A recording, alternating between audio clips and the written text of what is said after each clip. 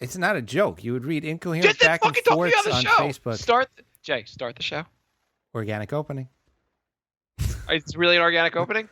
Steven, don't message me. Baby. Hello, nasty. Hello there. Hello. I say hello. Hello, friend. Well, hello, little girl. Hello, my treacherous friends. Hello, operator. The beginning of everything. Welcome back, my friends. It's showtime. Hey everybody, it's the Brink of Sanity podcast, episode 256. Okay, so the show started off. Steven keeps messaging us. He wants me to read the Facebook questions. And I read the Facebook questions for the Nick show. And at some point, I was reading them for the Brink show, and Jay wanted them back and wanted to read the Brink show. And if Jay wants to read the Brink show Facebook questions, it's his today. You can have them, Jay. I don't care. You were just doing it wrong. How was I doing it wrong? Because when people message back and forth, it's not necessary to read every back and forth. I can read whatever I want to. If I think it's interesting enough for the show, I'm going to read it. But I don't think it's interesting enough for the show. You're probably right, yet I'm going to keep going with it. Your judgment is, not it's always poor. on. Yeah. Okay. So we agree on that at least. Yeah, no, we're completely agreed that my judgment is pretty poor for most things in life, including this. Mm-hmm. But at the same time, okay, I don't give a shit. Steven, stop messaging us. Also, we can't do a goddamn show. Jay, do you want to do the Facebook questions today, or I do? I don't care. We'll see what happens. Our numbers are way up, by the way. What did you say? Our numbers are way up. I'm in a good mood. Nice. Yeah. So the big reveal at the end of the episode will be that which of us does the Facebook questions, and Jay's surgery. He is post-op and a woman. So I got my voice back finally. We didn't want to skip that many weeks of the show, but I literally couldn't talk. Yeah, on our Nick show, which we kept doing the Nick show, but Jay would use some kind of text and talk thing. So it was like a text to voice program, but you can't really do that with a comedy show. Yeah, it was tough doing the Nick show where I was talking to Jay, typing back to me. But I don't think that would have worked as well. I guess it would have been funny on the show, but it would have been a little. We need a little bit of back and forth. Yeah. So I know you want to talk about your now he's spamming the chat room. What do you say? Now he's spamming the chat room instead. Okay, whatever. Jay, can you just not look at the chat room? I know you have like an inability to like talk to me while things are going on in the chat room. Ooh, the show's going on. Let me interact in the chat room and ignore Mark. I think you're talking about yourself. That's true. I mean, I know I have an inability, but I don't look at the chat rooms. I don't have it open, so I don't know what it's saying. I'm always in the chat room. I have chats with people. Why would you have chats off the show? It is the most insane thing, and I know I react like this every time, but it is an audio-only show. Yeah. The video, 12 people on the planet have ever watched the video of this show. It doesn't. The entire purpose of the show is people download it and they listen to it, and you're typing your interesting thoughts to other people because, hey, someone gets exclusive content, just not your fans. We have a video of, I think, 2 episodes ago up on Ustream, and it has 1 view. I can't believe our fans, and this is for those who are newer fans, our fans chipped in and paid $300 for us to have the ability for you to watch us while we record the show. I absolutely hate the fact that people can watch me. It makes me upset when I even think about it because I hate when people look at me. I'm not like not that I hate people who look at me. It's just weird. It's just weird how people stare at you while you talk to a computer. And I don't even like looking at Jay while I'm talking. Now, Jay, somehow his video just occurred on my screen. Can you take that away, Jay? I don't want to look at you. It's gone. Okay, cool. And so, yeah, anyway, just don't type messages. Don't type your like Can we move passing. on? Longest point ever. Okay, you know what? I know a rant I want to do, and then we can go right into the next hour of coverage on your surgery. So I'm gonna have my kid update basically because I know nothing our listeners like more than hearing about my kids. Would you say that's the number one thing people like listening to? Probably like top 3. Yeah. Yeah. I mean, like our demographic is all dads with young kids, right? Families, really. We're a family program. Yeah, pretty much. Okay. So, Jay, I don't know if have you ever taught someone to read? No. Do you think it'd be hard to teach someone to read? I do.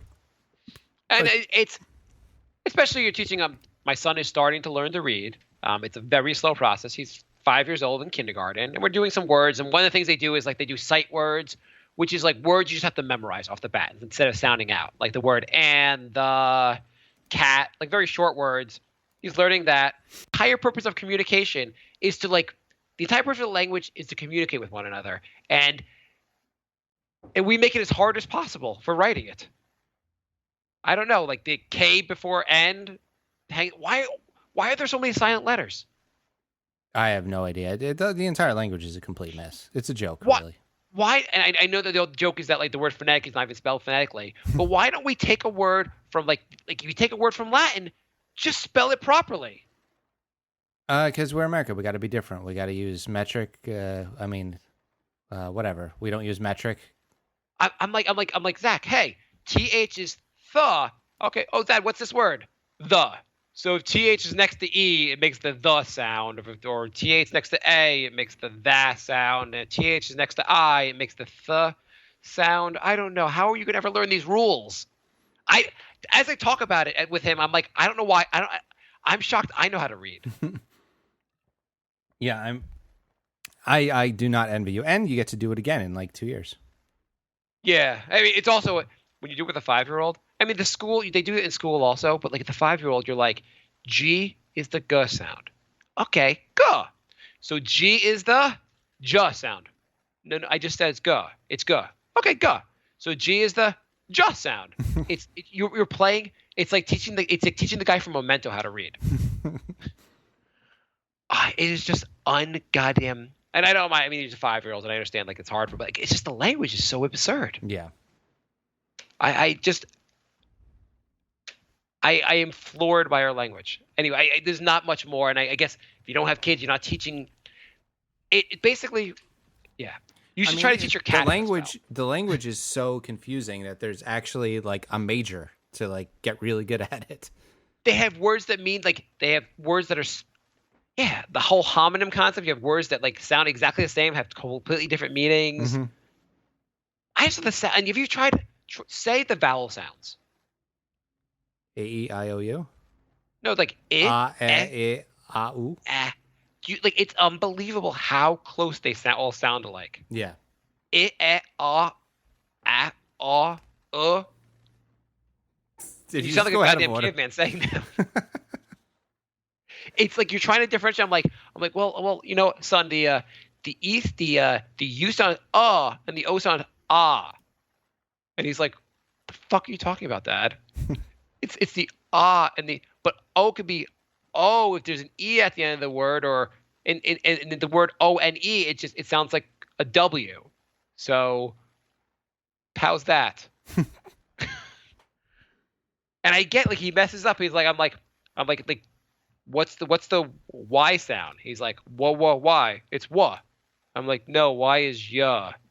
Because that's, I don't know why each letter can't have its sound in its name, but at some point he'll just give up trying to make sense of it and then just do it. That's what we all went through. Yeah, I mean, and he's trying, and like it's also like why is there a Q, but it has to be with his best friend U to be in a word? Right. Why don't you just make a Q that doesn't need that? Yeah, why even make it a letter if it needs a buddy? Why don't you just make a Q on steroids and make it not need the U? And also like, so we do like these like little workbook stuff, and then like he's getting tired, so like we do the word. He's like ta-a-ga, ta-a-ga, tag. Turn the page, same word. I'm like, you want to try it again? No memory that we just did it. He's just like, Daddy, just tell me the word. Well, you know, I can't just, Daddy, why you tell me that? Why don't we just stop doing it? No, I'm not tired. I want to do it now. And you're like, what the? So you're loving life right now. Anyway, language, confusing, idiotic. If anyone could send us an email explaining, so we got an email last week about how, or not last week, 2 weeks, when we last did the show, about how our knowledge of the space program is unbelievably stupid or unbelievably uninformed. Yes, and that was from Peter.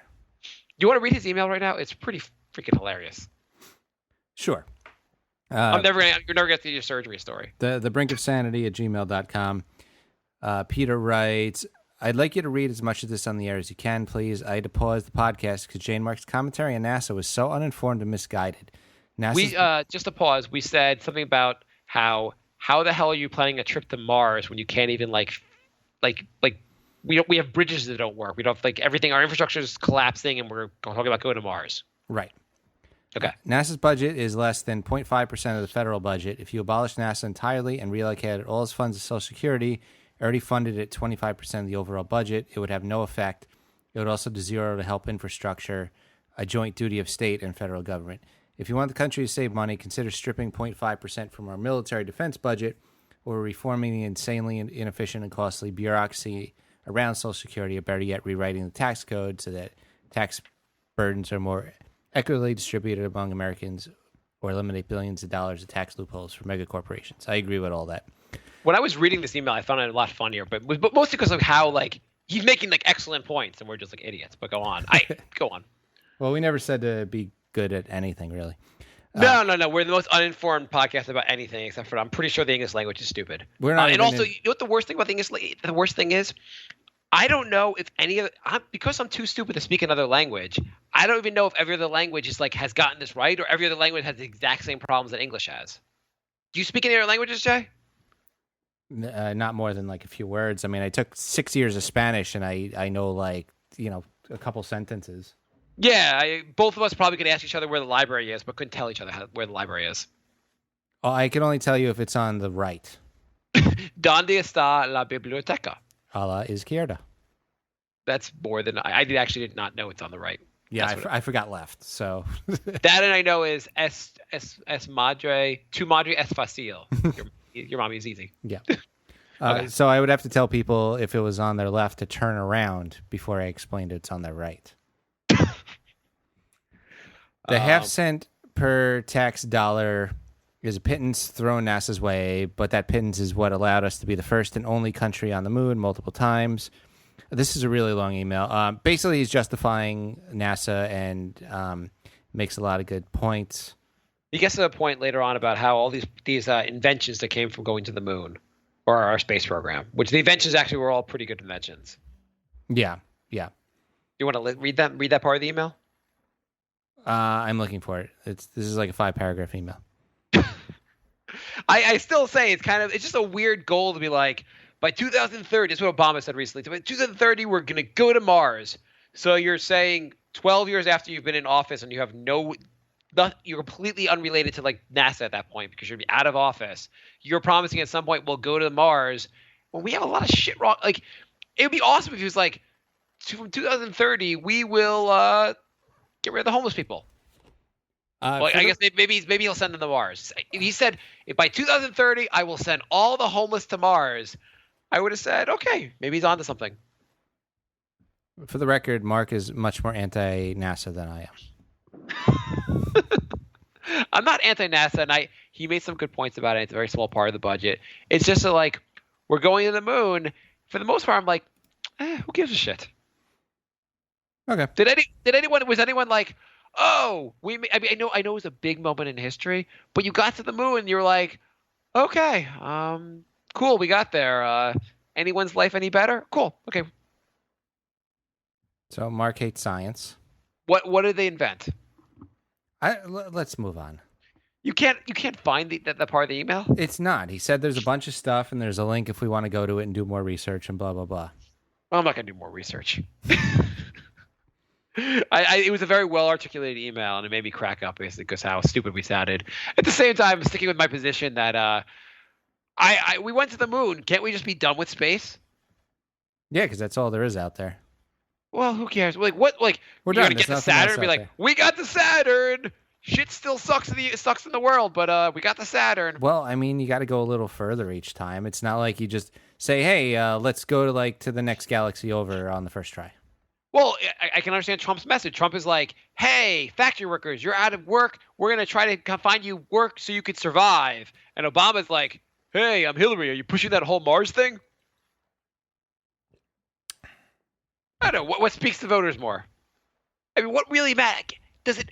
If we got to Mars, if tomorrow they figured it out and we got to Mars, what? Like, would you be like, oh, cool, I don't have to take the rest of the CFA exam?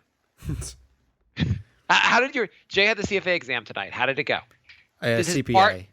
What did you say? CPA. What am I talking about? CFA is a different. It's a different What? test. What does CPA stand for? Certified Public Accountant. Oh, okay. And CFA is Certified Financial Analyst, right? Yes. Yeah. I'm trying to remember if I actually thought you were taking the CFA exam, or if I realized you were taking the CPA exam. Well, either way, it was a goddamn nightmare. There are 4 parts to the exam, Jay has told me. And the part that Jay was starting off with is the part where is the hardest part. Right. So, which I will be taking again in a few months. You're going to take it again? I thought you were going to take a different one next. I'm going to take a different one next, and then I'll be retaking the one I just failed today. You had told me also, well, Jay actually wanted to record the show on Tuesday, and I was like, oh, but isn't your exam on Thursday? And you're like, yeah. I was like, do you even plan on? You might need that time for studying. And Jay's like, oh, okay, you're right. We'll record on Thursday. Turns out it probably wouldn't have affected my score at all. How bad was the exam? Oh, it was ridiculous. It was absolutely ridiculous. You know, I for shits and giggles, I took it today also, and I aced it. There's I put true, false, false, false, true, true, false. Those were the answers. Multiple choice is 60% of the test. And then so I spent, 2 months reading that. And then they're like, oh, the other 40% is like research stuff. And if you're good at Google, it'll be no problem. Wait, you had to research stuff on Google during the exam? No, you have to research like the tax code during the exam to come up with some answers. But when you say, but what does being good at Google have to be with it? Did you have to research online, or they said if you're good at researching using Google, searching the tax code using their search thing is like the same thing. Oh, so they have like a Google for the tax code. So if I said like, how do you mix paint, and you're good at Googling that, like they said, it would be the same. If you were trying to figure out how to mix paint, I think that wasn't on your exam today. No, might as well have been because. Give us a sample question that you had to look up. Well, that's the thing. It wasn't so much like first. There was only one where you have to look up like what tax code is this, and their search thing sucks because like in Google, if you put like, tax and accounting, it'll search for those 2 words. Their search thing also searches for the word and. So you get like 4 billion hits. So, well, after doing that once, didn't you just stop putting the word and? Yeah, but you got to figure out what words. Like there was something for like theft loss. So I typed in theft loss, and like 65 things come up. And you're timed on this test. So can I so I want to see, without any studying or any knowledge of accounting, can I see if I can get these questions right? Ask me a question from the exam. I don't remember any of the questions. Come on, ask me a question. Ask me a question that would like a kind of question that would be on the exam. Let's see if, without any knowledge, could I get them right? Okay. I will get a question from the book. Brink of Sanity, where we read questions about the Certified Public Accounting exam. You're gonna get the first question right and just piss me off. Oh, I'm gonna nail. Oh, this is gonna do multiple choice, right? So I have a 25% chance of making Jay look stupid. If a corporation's tentative minimum tax exceeds the regular tax, the excess amount is carried back to the first preceding taxable year, carried back to the third preceding taxable year, payable in addition to the regular tax, or subtracted from the regular tax. I am going to say subtracted from the regular tax. And the answer is payable in addition to the regular tax. Ah! You failed. I knew I should have gone to C. Give me another one. Is this entertaining at all? You just do one more question. Okay. We'll do one from. I think I'm getting the hang of this. I'm going to nail the second question. I guarantee I nail the second question. Okay. Which of? By the way, you want to do this stuff for a living? No, I hate it. I just I get sick of being broke. Which of the following costs is not included in inventory under the Uniform Capitalization Rules for goods manufactured by the taxpayer? Research, warehousing costs, quality control, or taxes excluding income taxes? C, quality control. I think all the answers are C. I figured it out. The answer is A. Fuck. Research. Okay. Well, this is fun. So I have to say though, That's been my life. with every answer, I am within 3 of getting it right. So like the research part, like I mentioned, like damage and theft loss. Yeah. It would be like 6 different scenarios, and you would have to put like what you would deduct from like your income for tax losses and like what the result would be. But each thing is a different scenario, so you'd have to look up all those different things and all those different scenarios, and you're timed. You know what? For this longest time, I really thought you were taking the CFA exam, and then you said like you had told me off the air that like if you did this, you can open up your own like tax place, and like I'm like, what would you become if you get this? You're like, I'm an accountant, and I'm like, how does a CFA make you an accountant? Because I had the wrong exam. Okay. So yeah, basically, I looked up and I had like 2 minutes left, and I just had to put in numbers for the whole last section. Oh, so you really failed. Yeah, it was really bad. Although my friend told me that last section with the research, that one is graded compared to how everyone else did. When do you find out the score? Like 2 to 3 weeks. Okay, so you have a little bit of time. Yeah. Is it helpful at all to have taken it already? Now you know like what to expect. Yeah, that'll help. Do you think like next time now, like for the other sections, like you think you'll pass them because of this, or is just this all, or do you take every section twice? No, I feel much better about it now. Okay. So only wasted 2 months and $350, but now I feel better. Okay, cool. Well, you're getting there. So speaking of feeling better, now that your tonsils are out and you can fully take jizz in your mouth, tell us about your surgery, Jay. Oh, the surgery. So first of all, getting throat. By the way, the surgery is not worth it if it's not funny for the show. Getting throat surgery 2 days after you have a horrible, horrible cold is not a good combination. Yeah, I was wondering how that actually would affect things. Oh, it made everything much, much, much worse. Because you had called them and said, hey, I have a cold. Should we delay this? And they said, hey, asshole, just be here on Thursday. And you were like, okay. Yeah, they said Christmas is coming up soon. We need a big paycheck. Get your ass in here. So we'll just start from the beginning. I find it really weird that when you get surgery, you have to get naked. You don't actually. Apparently you do. Apparently someone fell for something.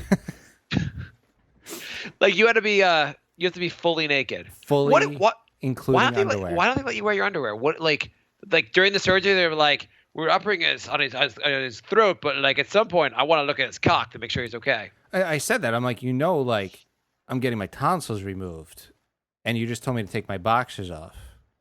Wait, when I go to the dentist, they do surgery in my mouth. They don't make me take my. Well, they ask me if I want to wear pants, and I usually say no, but it's not like a requirement. Right. I asked my girlfriend, and she said it's because they don't want you bringing in any outside germs because the operation area is sterile. I was going to guess that actually, the contaminants from your clothing. Though, I like, had no idea.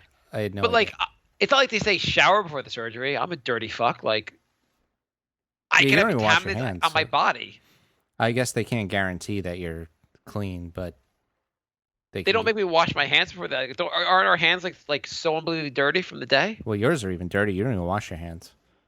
How do I? Did I say that on the show? Yeah. I might have said that on the show. I probably don't. Well, you definitely know. We know that's been confirmed. But yeah. No, I'm admitting it. Yeah, I mean, like, it's like when I wash my going to the bathroom, I wash my hands maybe 25% of the time. About the same amount. The same chance I have of getting the same chance I have about getting the answer right on the CPA exam is the same chance I have of washing my hands. So yeah, I got over that, and then the surgery itself, you're out for it, so you don't know how long you're out. Yeah, but then they wake you up and they immediately start telling you all this important stuff about the recovery process while you're still messed up on anesthesia, and you don't remember a thing.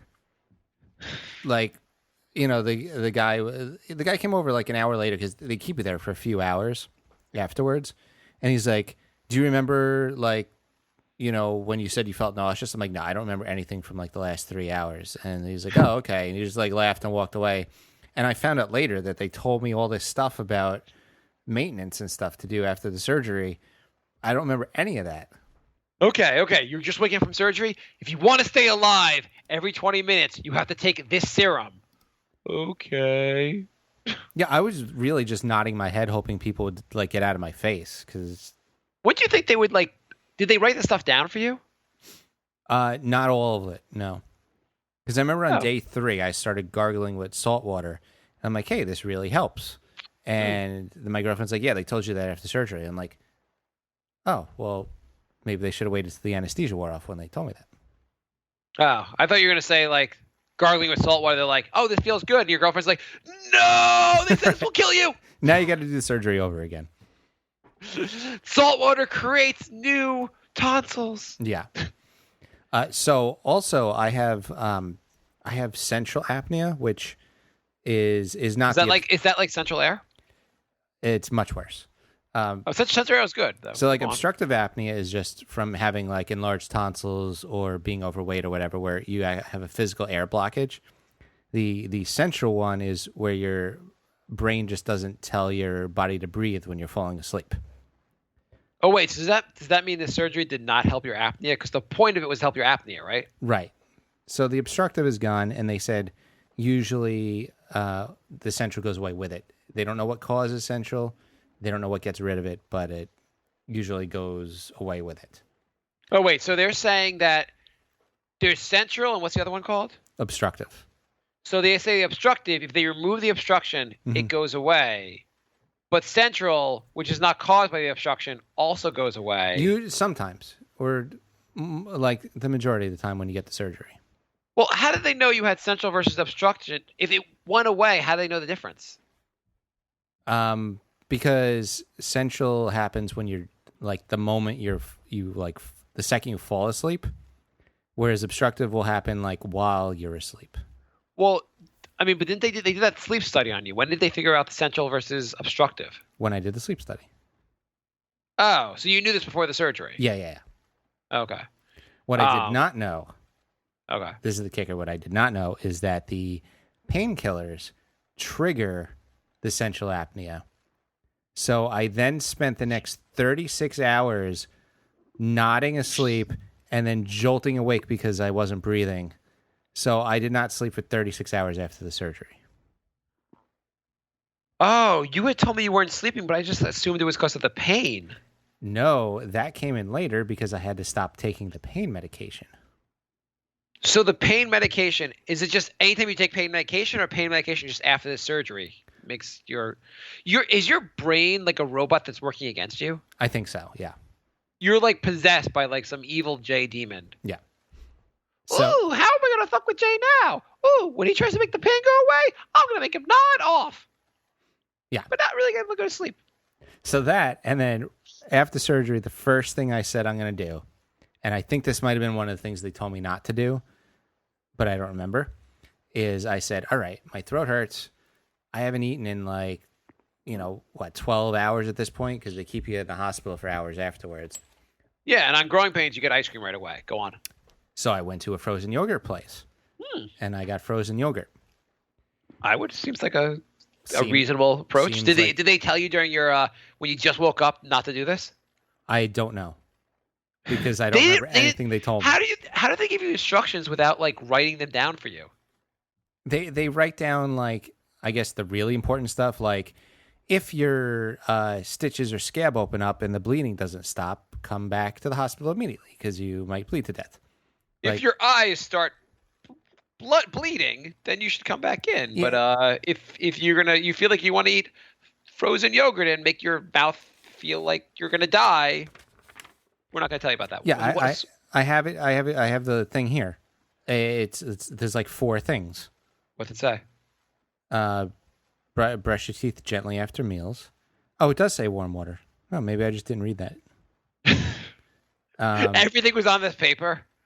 It's like this experience will be warm and soothing unless you do not read this paper carefully. It says you may have a lot of pain. You may get an earache.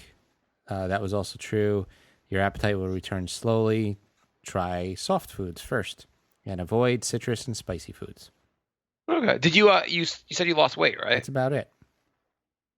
Yeah, I lost 10 pounds and I kept 9 of it off. So Okay, that's pretty good. Yeah.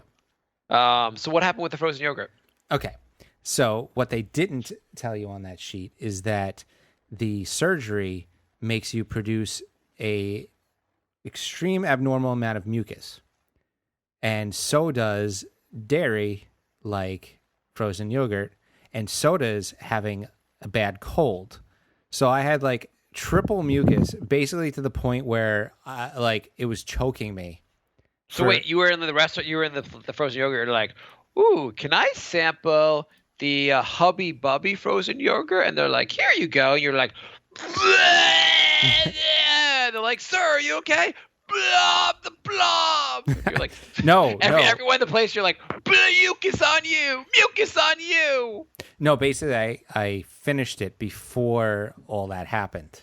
So then you were sitting there like, oh, this is so wonderful. Yeah. Oh, I'm going to have surgery every week. Yeah.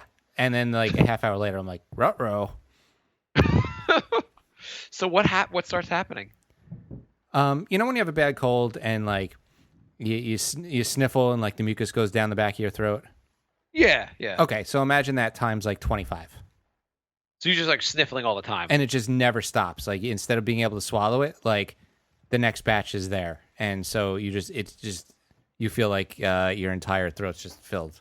So basically you would did you think about going to a park bench so you could just sit there like a sniffling, nodding off junkie? So and then you think like, I'll just cough it out, but you can't cough because your throat is filled with stitches.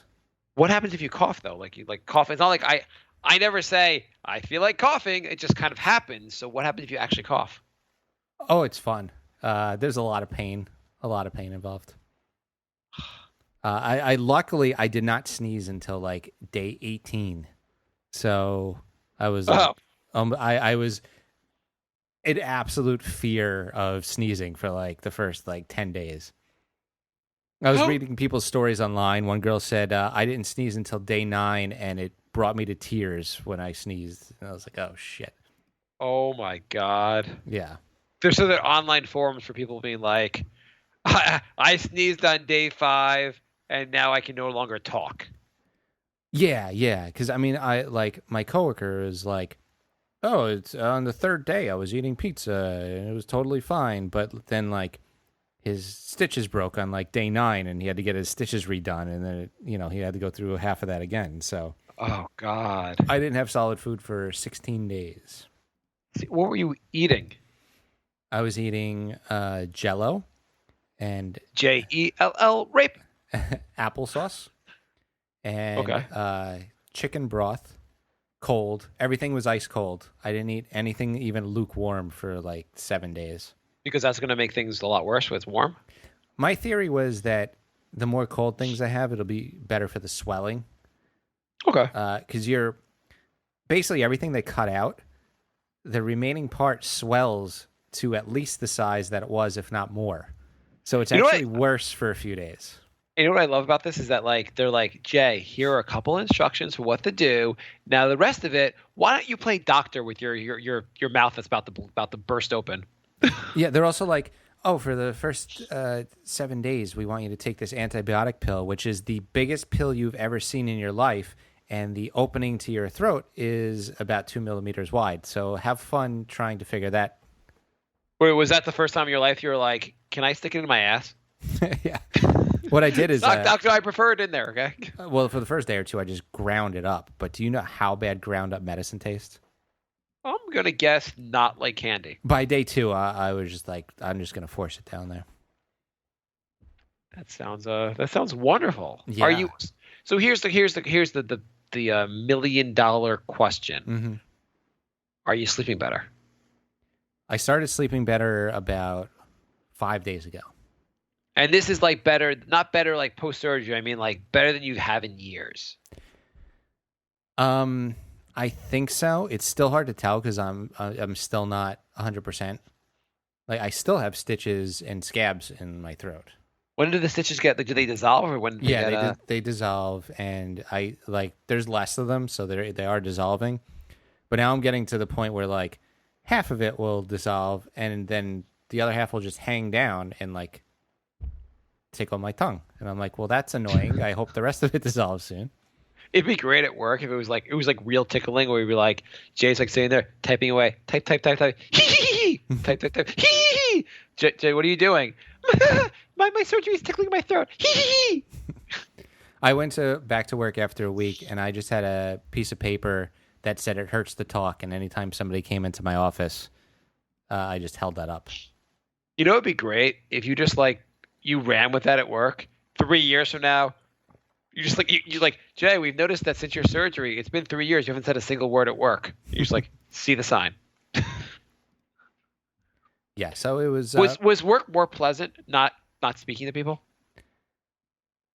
I mean, I'd like to say it was, but I was still like in a lot of pain and like just out of it because I still wasn't. It took me about 2 weeks before I slept more than 2 hours at a clip. Holy shit!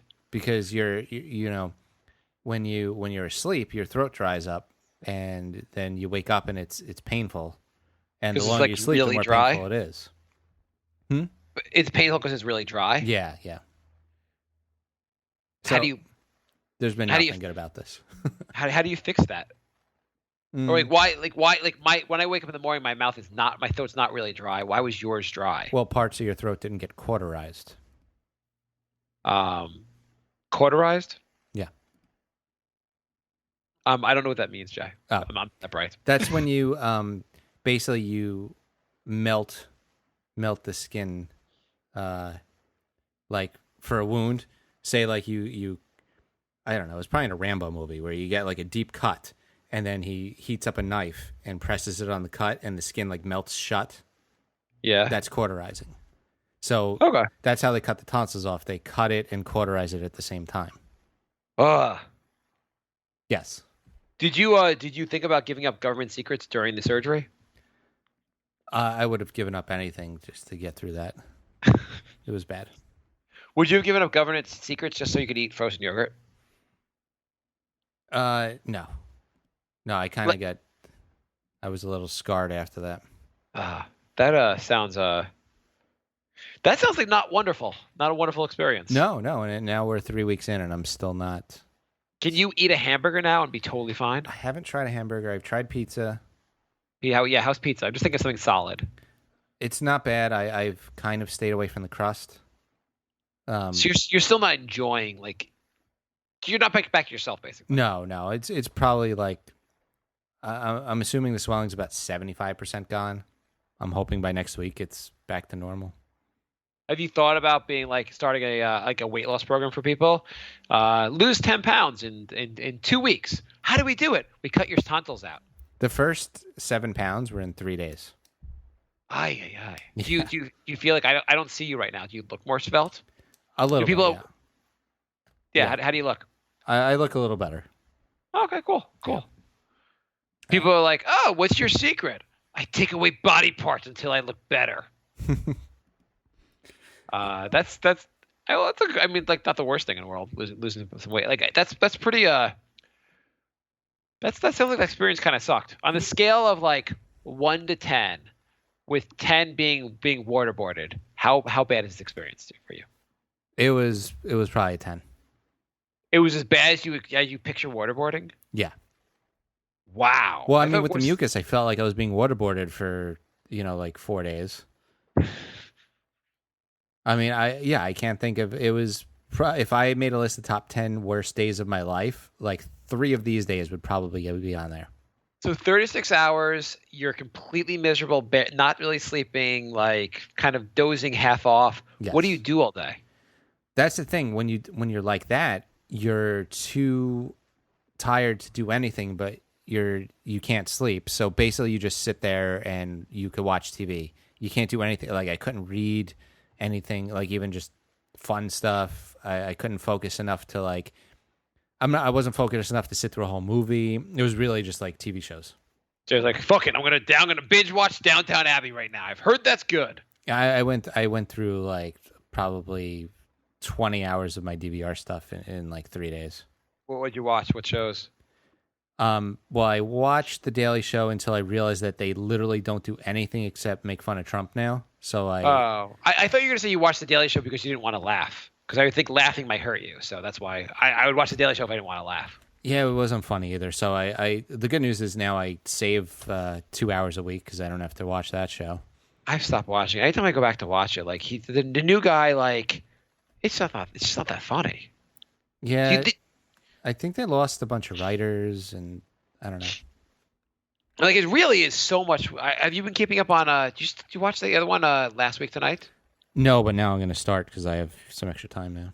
That one's really good. But that one's not even that funny. It's more like they actually like. Yeah, it's just good. Yeah, it's just news, and you're like, wow, why aren't people covering this? This is great news. Yeah, that first day I watched like I was like 20 episodes behind. I watched like 12, and every single episode is about Trump, and I'm like, all right, I'm just going to delete the rest and move on. Have you watched Samantha Bee? I've heard that one's pretty good. I don't like Samantha Bee. She was funny on The Daily Show. You didn't think so? I hated her on The Daily Show. I thought she was terrible. Oh, I always liked her. What's Jason Jones doing? Like that's her husband, right? Yeah, he was like my favorite Daily Show guy ever. I don't even know what he's up to. Yeah, I always thought he was funny. They have a new girl on the show who's great. It's just the show sucks, so I can't watch it. There's a new girl on Daily Show that's pretty good? Yeah, she's really good. When you say she's really good, is she hot or is she actually funny? Both. Okay. What's her name? Desi Lydic. Desi Ly. I found her. L-Y-D-H. Yeah, she's really good. Oh. And she's funny, huh? Yeah. Wow. So you want to? I guess that's enough of my misery. Nobody wants to hear a whole episode on this. I have some questions for you. Okay. They're completely unrelated to your. They're completely unrelated to your surgery because we covered your surgery. I hope everyone enjoyed that as much as Jane enjoyed the surgery. I don't know. I was sitting around and I wrote some questions up, and for Brink. Okay, so. My first question, some of them are related to the election. So the election's coming up. And with how much more presidential Mike Pence looks, you would agree Mike Pence looks a lot more presidential than Donald Trump, right? Yeah. Should Trump be spending the rest of the election talking about, like, if elected, my first day in office, I will go base jumping. My first day in the office, I will jump out of a plane. I will go rock climbing. Just like all these dangerous things you'll do to guarantee that you might have a President Pence. That should be his whole campaign. If you elect me, I might overdose on heroin the first day. I'll wake up in the morning and play Russian roulette. Yeah, like that's the kind of thing. She's like, if you elect me, I will go and try to take out ISIS, my actual self. Because of that, then you'd be like, oh, maybe I should vote for. I like Pence, and Trump sounds like he'll off himself within the first 100 days. Except Pence is a religious extremist, so I'm all set with him too. I know, but for the Republican Party, he sounds like. I mean, Pence looks amazing in comparison. Yeah. I mean, you would take Pence over Pence. I want to bury abortion. I want to have funerals for abortions. He sounds much better than Donald Trump, right? No, I would take Donald Trump over Pence. You think so? Yeah. Pence is better at speaking and looking presidential, but he's an evil son of a bitch. What do you think of the new scandal with Hillary Clinton, where they said they found emails? We don't know what those emails are about because we haven't looked at them yet. But Hillary's a bad person. I checked out of this election like 2 weeks ago. Oh, my God. Everything is like they're both terrible, and I don't even care anymore. What are you doing for election night? You want to come watch the election? See, I bought tickets for a band I really wanted to see, forgetting that I promised my buddy I would go to a NBA game with him. This is all on election night? Yeah, so my tickets are on Craigslist because that would be messed up if I said, oh, I forgot, so I'm going to screw you out of these tickets you bought. So you had plans and you were like, oh my God, a band. I'm not going to check what day. I'm just going to buy these tickets. I totally forgot I even said I'd go to the game. He asked me like, as soon as they came out with the schedule, so it was like months ago. Oh, okay. That's fair. He didn't give you any reminder like, hey, that game is coming up in 2 weeks. Aren't you excited for the game on the 8th during that concert? That's what he did, and it happened to be like the day after I bought the concert tickets, and I was like, shit. You're like, I have no plans at all, and my only 2 plans are on the same night. I know, exactly. It's like literally my only November plans coincide. Yeah. Okay, so Mr. Brink Sanity, another question for you. Okay. And by the way, are you going to win this election? It's not looking good. By the way, why are you going to be busy during? Does not look good for your campaign that you're trying to decide between going to a basketball game to a concert on election night when you may be getting some calls about like with candidates conceding to you. That's it's showing confidence. I'm at a concert. Could you speak up? This is Hillary Clinton. I give up. Okay, so with all the furor about Colin Kaepernick, Jay, were you mad about Colin Kaepernick? No. Okay, so that was the here's most a question. overblown news story of the last 20 years. So what would your reaction be, or what's the reaction of the American public be, if a player, instead of doing the knee thing that Colin Kaepernick did, if he pulled down his pants and jacked off during the national anthem? Should people be angry over the disrespect or impressed with the level of patriotism? How is jacking off patriotism? Well, during the national anthem, because you're so into America. Oh, it's just like you get a raging hard on whenever anybody talks about America in a positive way. Yeah, they're singing the national anthem. Oh, I gotta flush myself because the national anthem, man. Nothing turns me on like America. Wouldn't that be odd? Like you'd be like, I am outraged. You're outraged that I'm that into America? I'm sorry you need porn. I just need America to get myself off. I think you might be a terrorist if you're that anti-American. Yeah. I'm telling you, either you're jacking off me or you're with ISIS. I mean, that would at least be something to talk about. Yeah, that would be something of like Him taking a knee on the sidelines like a non-story. Yeah, like they're like, I don't know. I mean, when he got up from the knee and then he like pulled down his pants and started jacking off, I was starting to think I couldn't decide if that was supposed to be disrespectful or this guy is a goddamn true American and he should be starting for the 49ers. He's a goddamn hero. Yeah. I don't know. Like I've never like my country tis of thee and you're like finishing. That's pretty awesome. Would you say that as part of your would you say that during the debates if you're ever in the debates? Hillary, have you ever doodled yourself, touched yourself during the national anthem? How much do you care about America? They don't get to that stuff. Okay, my third question for you. How much money would it take, Mr. Brink Sanity, for you to go on Facebook and anytime someone posts a picture of their little girl, would you write when people are like cute? You write just one word, write hot. That would be pretty funny. How offended would people be? Like you're like, no, I wasn't implying. I was just saying your 3-year-old daughter looks hot. What's wrong with that? I don't. If I said you looked hot, I don't think you'd be offended. Like you should strive for your daughter to look hot. That would be a great way to weed down my friends list. That would be a great way to get the FBI on your case. Yeah. Yeah. So another question I have for you. So if you heard that Twitter's for sale. Oh, by the way, you've heard that Vine is being shut down, right? Yeah. Apparently you weren't doing enough Vines in the off season, and the Vine is Jay does a lot of Vines for the Knicks podcast or the Knicks, but that site's being shut down. Yeah, I don't know if you saw. I posted one the other day. Yeah, I did see it. It was good. But I guess that site had its 6 seconds of fame. Dun-dun-dun. I'm actually surprised because it seems pretty popular. I'm surprised they're just shutting it down. You know what other one is actually not like we use Twitter all the time. Twitter doesn't it loses a ton of money. Does it? Yeah, I mean it makes money, but does not make first of all, how does Twitter make money? I don't know. Yeah, that's what a lot of people don't know. They have paid posts on there, but there's based on it costs a lot to run Twitter, I guess. Mm-hmm. Well, I would think, yeah, there's a billion tweets going out, and you need servers for all that. Yeah, so it's really expensive, and apparently it doesn't make that much. So everyone was excited by Twitter because so many people use it, which is great. but they have not figured out how to like really monetize it into like a high level, and so the thing's losing tons and tons of money. And so apparently, like, I guess Yahoo was thinking about buying it, and some other big companies were thinking about buying it. I think Verizon was thinking about buying it. So here's what I'm proposing, Jay. Wouldn't it be an amazing news story if local podcast Brink of Sanity buys Twitter? That would be a great news story. Twitter, brought to you by the Brink of Sanity. Please write us a review on iTunes. How come every 5th tweet I get an automatic tweet that says "Leave Brink of Sanity" an iTunes review?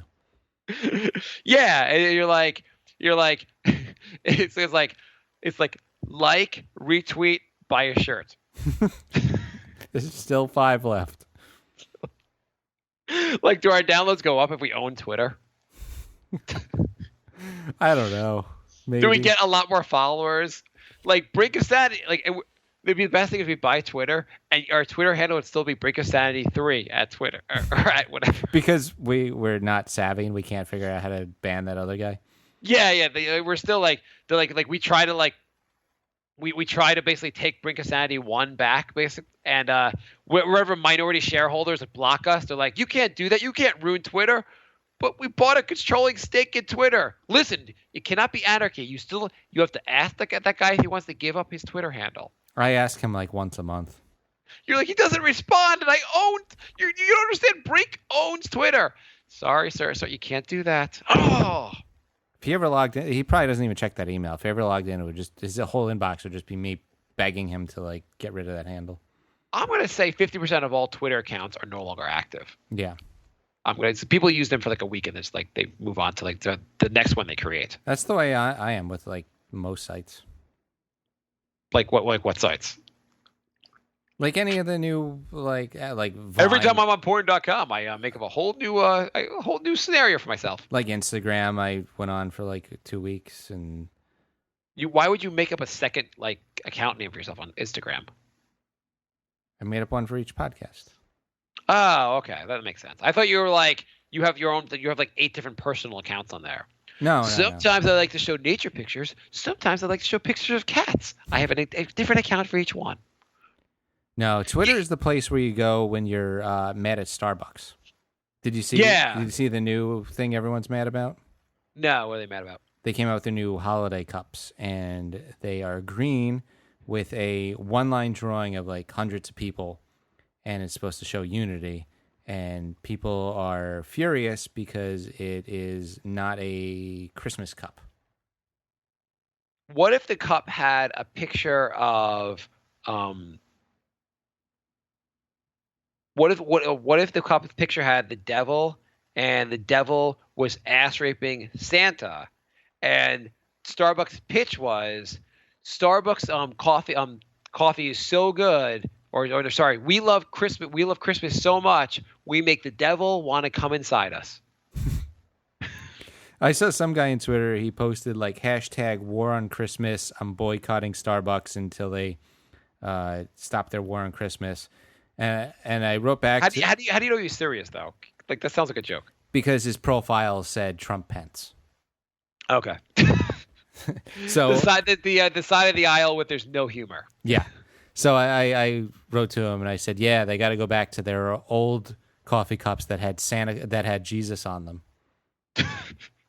I mean, they never had like a Christian cup. But who gives what? I don't know what the obsession is of seeing like. Jay, you celebrate Christmas, right? Yeah. I don't celebrate Christmas, but do you need during Christmas time to see like Santa's fat ass everywhere you look? Santa's not even a Christian thing. Well, according to These the people war are on all Christmas hypocrites people, anyway. So you need to see Jesus everywhere you look. No, it's so ridiculous. You These should people wear are also ridiculous glasses because they're like, these businesses shouldn't have to sell cakes to gay people because it's anti-Christian, but I want to force everyone else to have Christian cups during the holidays. Did you see Saturday Night Live? Actually, probably the funniest thing they've done in like years. They had a bit. It was like a little like short film where someone wouldn't make a cake for a gay person, and then it erupted like this. They go to court and they have a whole big thing about it. It was hilarious. It was something called It was something like "God Loves Boobs" is the name of the bit. I'll send it to you. It was actually really funny. Is that the end of your questions? Oh, I have one more, I think. Okay. My other question. I guess these aren't quite questions as much as topics. Would you give an adult Halloween candy if he was in a costume but there by himself? Yeah. Going along with that line, shouldn't homeless people be knocking on doors and getting free candy on Halloween? Absolutely. Wouldn't that be a great way to feed the homeless? Yeah. Listen, my idea is I found you put them in 24-hour gyms. You give them food on Halloween. You give them candy. I feel like I've done more for homeless people, at least with my ideas, than anyone else. More than Barack Obama. Yeah, I mean, it makes perfect sense. I mean, I don't know why. There's like shitty dollar masks that are thrown all over the streets. I don't know why they don't just grab one and then go to town with the candy. Also, is this appropriate for Halloween costumes? If you're an adult, say walking, like, are you going around where kids are? Rape victim.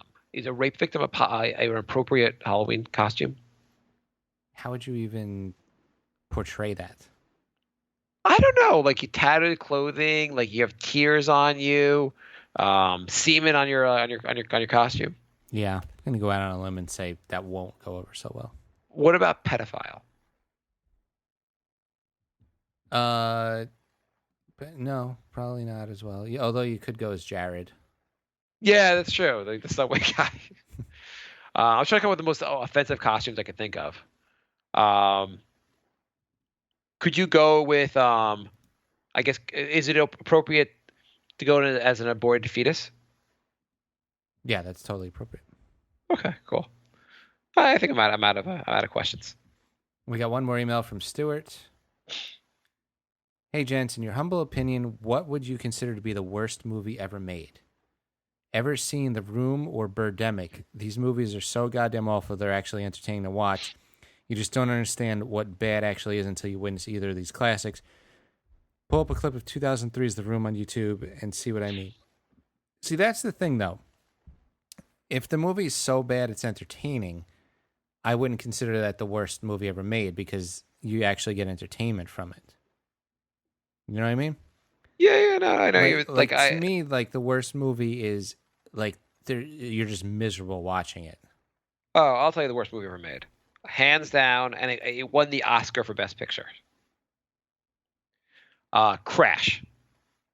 Crash was not good. I wouldn't say worst ever made, but it was not good. Piece of shit of a movie. Oh my god, everything was about like these coincidental terrible moments like, oh, this is happening, we've solved race relations. Racism's everywhere. It was a fucking awful movie. I saw it so long ago I can't remember the exact details, but I remember watching that being like it's almost like they had a you know how we used to have a random word generator? Yeah. And they had a random like cliche racial bits thing, and like, okay, random racial bit. Okay, now we're gonna have the Puerto Rican guy misunderstand the black guy, the white guy misunderstand the cop, whatever.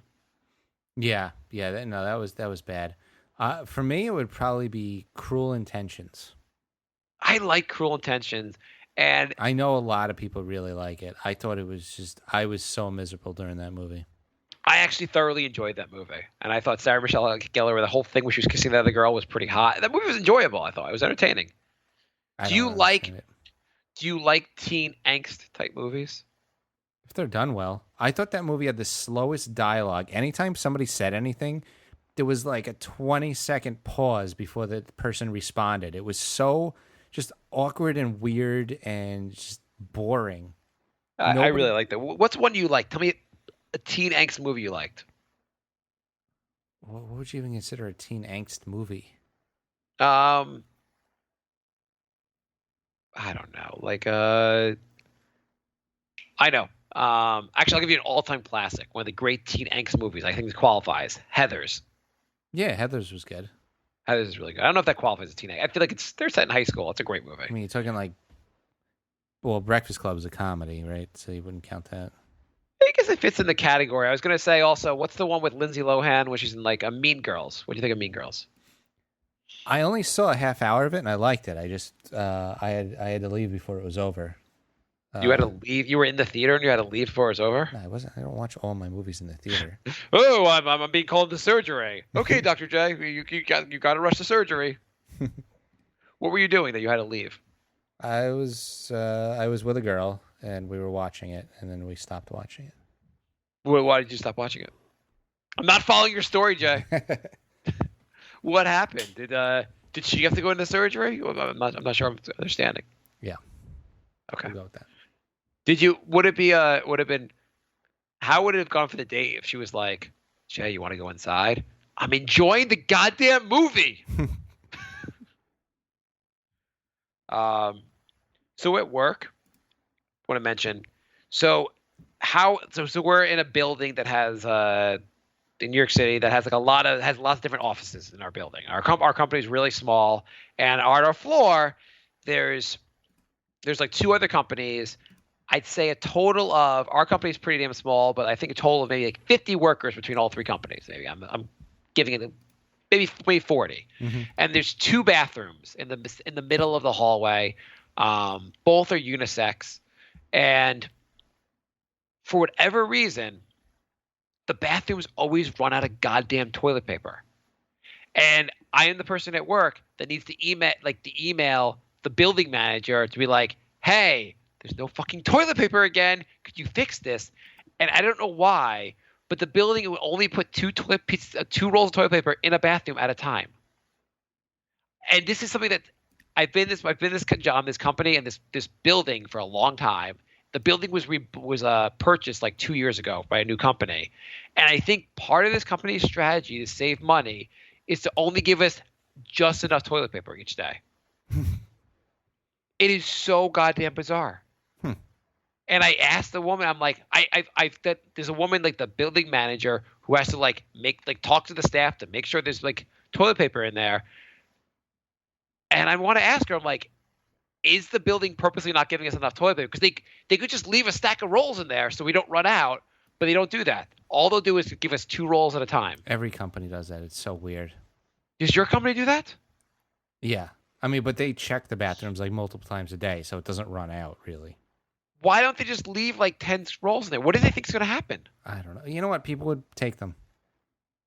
No, I'm serious. They do that with napkins, and I see that in the kitchen. Like, they have like a tall package of napkins, like 200 napkins. I see people come over and take like fistfuls, like a quarter of the stack at a time, and the napkins are gone in like 10 minutes. I'm like, what are you people doing? Someone's that you're like, it's a pretty big bag you have at work. Why are there no toilet seats left? I've seen people do shit like that, though. I have to say, when I was in college, living my like being broke, I think I stole some toilet paper from places. Did you? Yeah, I have to say, but like I'd be in like a restaurant, I don't even know where, like a restaurant or a store, some place where they had toilet paper in a bathroom, and I think I stole some toilet paper. So I guess maybe, but this is an office building where people are supposed to be professional and not stealing toilet paper. Right. But I guess they assume it's so annoying also because like feel like I'm in charge, like I'm like, so like they're like, there's no toilet paper again, Mark. I'm like, God fucking damn it. It's not like a big effort for me to like contact the person, but I'm just like, it's kind of fucking weird also because you go there, you're like, there's so many people using these bathrooms, you can't put a third goddamn roll in there. Yeah, that is weird. Yeah. Anyway, you want to go to questions? Sure. What's the big reveal? Who's reading the Facebook questions? You are. You can read them. You don't have them up, or you don't want to read them? Oh, is it my turn to read them? I don't care. Do you want to read them? I don't know. What do you want to do, Stephen? If you read them. Okay, I'll read them. He wrote 1 million under the episode 255 thread. Well, he fucked up then, didn't he? Are we done with emails? Yeah. What about Twitter? We had like 30 questions on Twitter. No, we didn't. Okay. Rosero writes, I recall listening to a past episode where Mark called his wife's phone and a man picked up. How did Mark not go crazy jealous thinking some other man was pounding his wife? Perhaps we are asking how Mark can stay with the same woman for so long, and it's the other way around. Rosero, well, that actually did not happen on this show. you're probably listening to Brink of Sanity. This is Brink of Sanity 3, and you're probably listening to Brink of Sanity 1. No, that did happen. What? That did happen. What do you mean that happened? That happened on the show. What are you talking about? You told the story on the show. I called and a man answered? Yeah. When the hell was this? I don't know. It was like 10 episodes ago. 10 episodes ago, I had called and someone else answered my... Yeah. What was the context? I don't remember. I don't remember. This is probably that's probably an awkward night for me. Why was a man answering my wife's phone? I don't know. It was some. I don't know. It wasn't like anything bad. I just remember you. I assumed they would have remembered if it was like, yeah. Oh, wait, Rosaire actually speaks the truth. I am a cuckold. God damn it.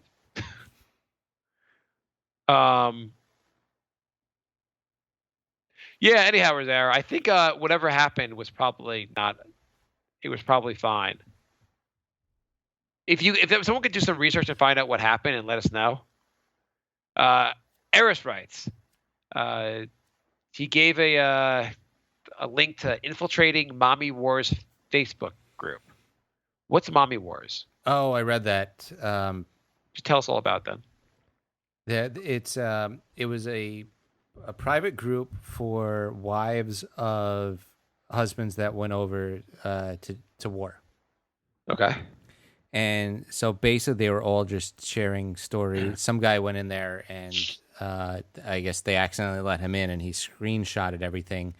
And basically like hundreds of women were all talking about stories about how they cheat on their husband when he's over at seas. And they were all saying stuff like, if he's in a different country, it doesn't count, or shit. If he's leaving, they have to expect that. So this guy screenshotted it all and then sent it over to whatever, like, I don't know the term, whatever military camp they were in.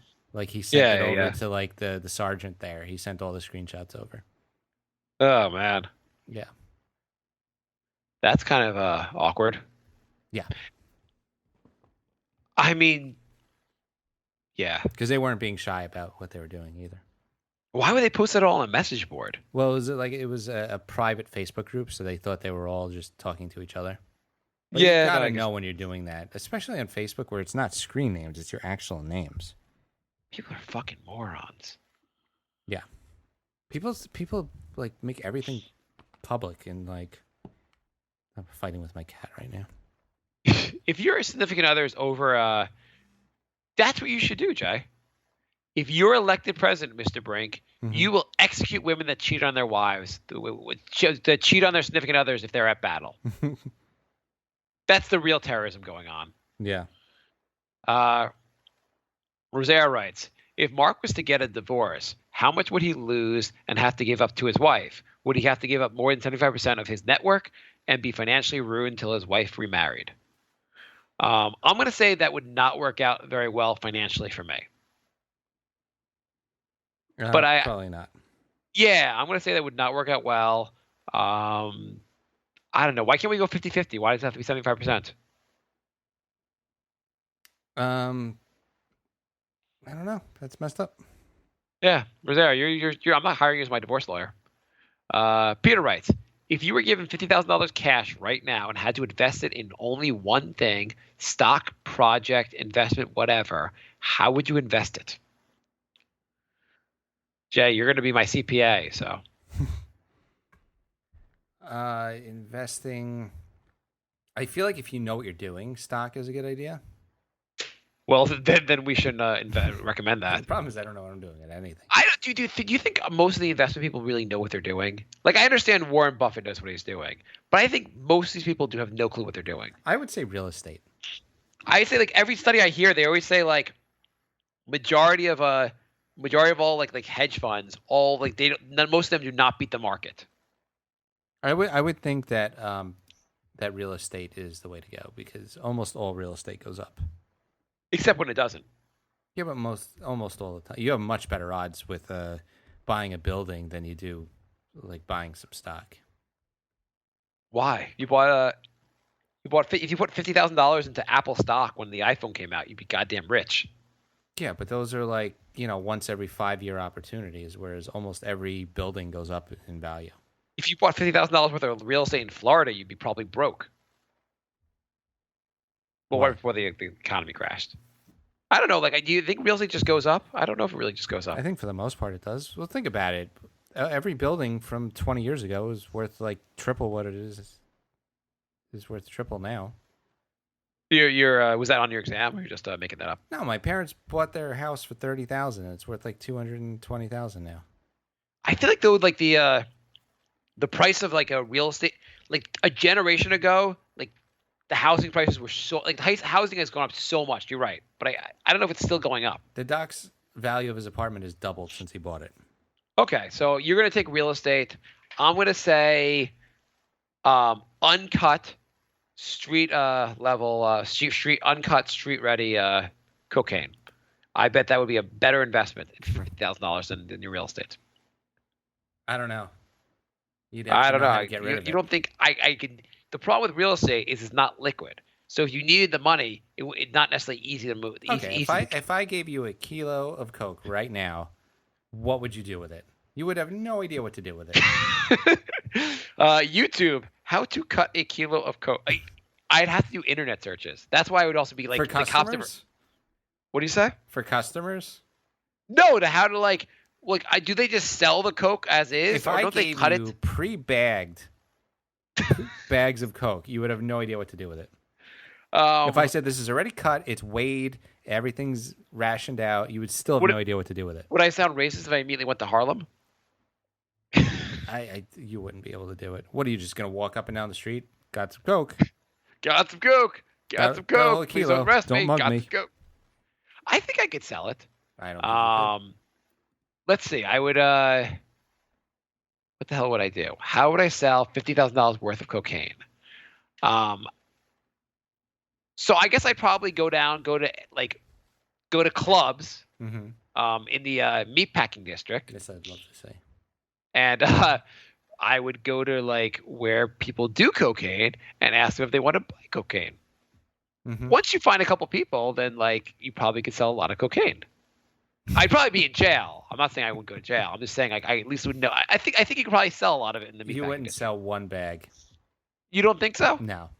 You're on, Jay. I'm selling cocaine for the next show. Do you think you'd be a better cocaine salesman than me? No, because yeah, You admit I'd be the superior cocaine salesman.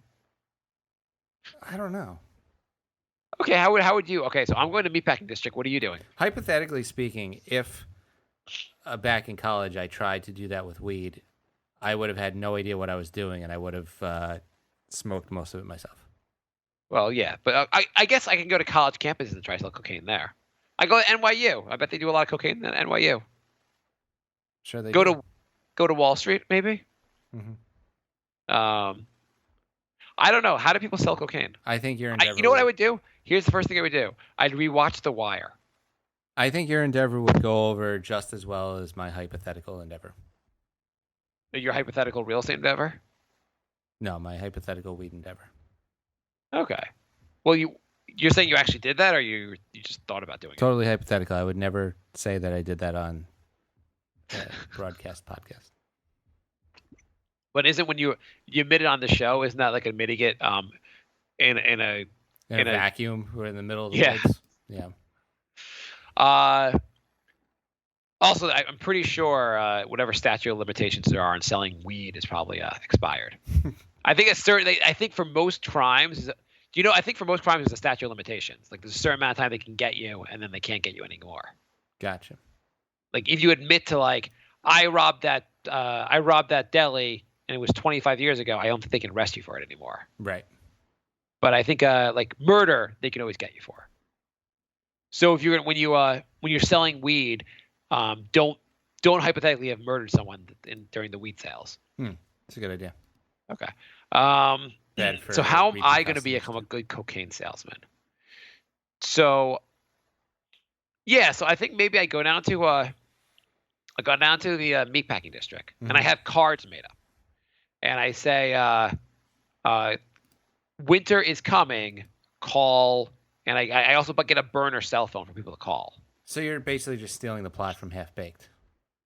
Probably something, whatever. I mean, like I'm stealing. What do I have? I have like actual knowledge of how to do this.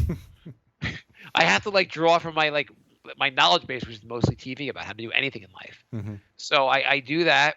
I get people to call me. I bet you find a couple people and they'll probably buy most of the cocaine off you. Okay. $50,000. How much can I turn $50,000 in cocaine into? I probably could turn that into like 5 times the value. Yeah, I think so. Yeah. Yeah, so I think I'm doing pretty well with this cocaine. Okay. With your real estate, where the thing is also you have to buy real estate in the right area. If you bought real estate in Kentucky, you'd be kind of just have real estate in Kentucky. Well, yeah. If I was buying real estate, I wouldn't go, "Hey, let's buy something in South Dakota." Well, where are you going to buy real estate with $50,000? You're not buying anything in Manhattan for $50,000. We're at a $50,000 limit. That was the question. Oh, okay. That's why I'm only getting $50,000 worth of cocaine. Still, you could put a down payment on something for $50,000. I mean, I guess. Okay, so I think so far my cocaine purchase was a much better investment than your real estate purchase. Okay. If I was going to answer it more seriously, I would take $50,000 and put it in the S&P 500 because I think you just go with the market and you're probably better off. They say the market over time goes up faster than real estate. After you said that it's a crapshoot. Yeah, I mean, well, the whole crapshoot is that like usually most people don't beat the market on a continual basis, from what I've read. So if you just go with what the market does, instead of trying to beat the market, you just go with the market. You probably do better. I don't know. Did you learn any of that stuff? No, I know nothing about the market. Don't they do any of that stuff in accounting? No. In business school? Nope. Should we start a hedge fund, Jay? Why don't we do a thing where our fans give us $50,000 and see what we can do with the money? Hedge fund seemed like the way to go. I worked for a hedge fund, and they were just spending money left and right. And I'm like, how are you guys spending all this money? And they're like, well, either the venture works out or it doesn't. If it works out, we're all going to be rich, and if it doesn't, we might as well have fun while it lasts. So that sounds like a good idea. Yeah. Can we still get jobs to that hedge fund? No, it's done. It didn't work out. I don't know. I don't know. I think a hedge fund is like you have a venture, and then either the venture happens or it doesn't, but then you're done. You know. I don't really know how a hedge fund works. They didn't tell me anything. So the term hedge fund was not on your exam tonight, and if it was, you got that question wrong. Yes. Jay and Mark's podcast for all you need to know about finance. Rosero writes, how does Jay feel about Vine shutting down, and what will happen to Nick's podcast Vine channel division department? Are there going to be layoffs at Nick's podcast, Jay? Looks like that department's going to be consolidated. It sucks because we just invested $50,000 in that department. We hire all these people. You're like, oh man, you guys want to run our Vine division, and Vine's going down. Sorry, you're all out of work. Jay, why doesn't Brick of Sanity buy Vine? What if we bought Vine for $50,000? Think we could buy Vine for $50,000? If we could, I would. Yeah, I feel like that'd be a good investment. Even though the people that behind it couldn't figure out how to make money, I'm sure we could. Peter writes, have you ever been completely paralyzed from taking any action by a deep fear of failure? How did you overcome it? Ooh, that's a good, deep philosophical question. And Steven even writes, good question. I'm reading some of the back and forth. Of course you are. Yeah, I mean, probably any situation talking to a girl. I was just going to say that. Yeah.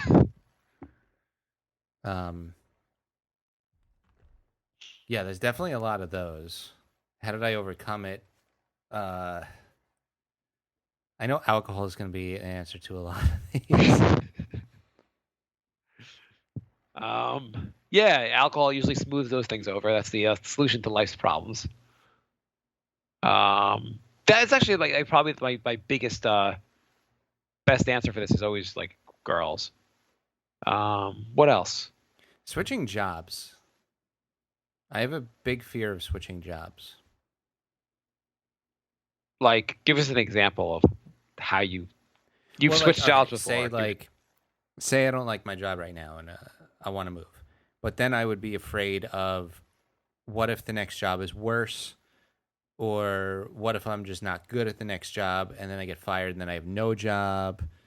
So like, and then you just stay at the job you don't like because you're just scared of like the alternative. Well, why do you assume the next job is going to be like any worse? You don't assume, but you you worry know what about it. you know what shit to expect on a daily basis here. You don't know what shit to expect next place. Right. Like what if the next job is just an absolute nightmare? You don't know. Like everyone's nice during an interview. Yeah, no, that's true. I mean, like, yeah, that was. Have you had an example of that actually happening? No, but I haven't switched jobs a lot. Like this job I've been at 3.5 years, and the job before that I was at for like 6.5 years. So, I'm not like a job jumper like a lot of people. Yeah. No, I get that. Like, so do you think? Well, you're working towards getting your CPA. Yeah. Which probably means you're working towards eventually leaving your company, right? Allegedly. Going for a better job. Mm-hmm. Are you going to be like stuck? Like they're like, Jay, you finished your CPA. When are you moving on? Can't move on. Yeah, this is going to be one of those examples where I'm going to be like, well, do I want to make a lot more money or do I want to be stuck in the same position the rest of my life? Yeah, wouldn't that get you over the hump immediately, though, making more money?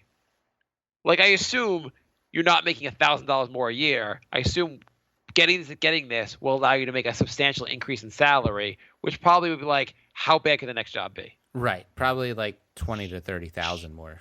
So yeah, I would think that would overcome. Let's just say you go to the interviews and they're like, everyone seems nice. I have no idea about the company, but they're offering me $30,000 more a year. Are you really going to be that afraid to take that job? Or are you going to be like, fuck yeah, $30,000? Yeah, that'll help. That'll move the chains. So you're not going to be completely paralyzed. It's completely paralyzed if you're taking like a very similar job, like similar pay, where there's more that can go wrong. Well, yeah, I mean, I don't know. I to get over it, you gotta just say what's the worst that can happen, and it's that worst case scenario is almost never ever going to happen. You just gotta like rationalize it with yourself. Right. Yeah. Because in your mind, you always come up with all these scenarios of what could happen, but in reality, that just doesn't work out that way. Yeah, I mean, most of the time you're gonna like, yeah, like you're worried about talking to that girl, and you're like, oh my god, like what if she laughs or tells everyone like how pathetic I am or blah blah blah. In reality, like she's probably just gonna say I have a boyfriend. Well, that was the whole. So my friend of mine read the book The Game, and he's like, you got to read this. It's like an entertaining book, and the whole You know what the game is? It's like the douchebag that has a science to picking up girls, right? Yeah, and the book is like so the actual book is basically there's this whole science of doing it, and it's this guy who was never good at picking up girls. He kind of like joins this underworld and just starts like his journey through the underworld basically, and he ends up getting lots of girls. And the whole basic thing with that, more than anything, is just like talk to lots of girls. Nothing's gonna happen if you do it, and then more things like. And they give you strategy and all that, but it's all basically just kind of like throw yourself in there and talk to them and like things will work out. Right. That's the most of the strategy is. And you're like, oh, well, that's too simple. There must be more. But that's most of life is like the more you practice doing it, like nothing's like the worst case is you go to some girl and you're like, hey, how you doing? And she just kind of walks away and you're like, okay, I'm still alive. I'm going to move on. Yeah, I've found that most of the time when I do talk to girls, like they are receptive. It's not like most people aren't complete assholes, It's It's most of this stuff is just in your head. Yeah. It's just getting past that is the tricky part. That being said, it would kind of suck to be single again. I can't even imagine dating now because it would be like it's a whole different like world out there now with like apps and like what if you're on a date and she's just like checking Instagram the whole time, but that's like the normal thing that people do. Like it's totally cool to just like stare at your phone while you're on a date. Like maybe that's normal now, but like that would piss me off. Can I put a picture of us on Instagram? The fuck are you talking about? Like you order. I'm just gonna Snapchat us. You order dinner and she's like, "Don't eat yet. I got to take a picture of this." And you're like, "Oh my god, I'm gonna commit murder on this date." Yeah. Yeah, that Yeah, just the whole like, oh, why'd you call me? Oh, I had a good time on the date. You don't call? Right. Okay. Yeah, that's Well, probably a thing too. If you're interested, just send me a picture of your dick on Snapchat. Or what are those programs that I never got? Like, was it Snapchat? Oh yeah, it is Snapchat, right? The one that disappears. The Yeah. one- yeah. Yeah, I don't get that one at all. All I know is like there's like some like they have like there's some send a naked picture of yourself version of that. When I first heard of Snapchat, I'm like, oh, that sounds like the stupidest app ever. Nobody's gonna use it, and it's like one of the more popular apps still. Jay was like, I had a chance to invest in that company for $50,000, Yeah. but I brought real estate in Kentucky instead. That's what we really should do. You take $50,000, go to Silicon Valley, and say you're giving away $50,000, and have people pitch you ideas and just invest in the best one. That's the way it would really take off. Yeah. Of course, I'd probably just be scammed out of the money. Yeah. Next question. Yeah. Andrew writes, Jay, how was your accounting exam today? How did it go? There's still time to make the Danny Warhol show in Sydney tonight. Yeah. Are you going to send Danny Warhol tonight? I would have been better off going to the Danny Warhol show. Andrew, do all the ants in Mark's house sometimes hijack his TV and watch Ant-Man together as a group? I like Andrew's questions. Yeah. Andrew writes, is Jay up to date with the Marvel Cinematic Universe? I think I am. Yeah, I haven't seen Doctor Strange, which just came out, but I think other than that, I am up to date.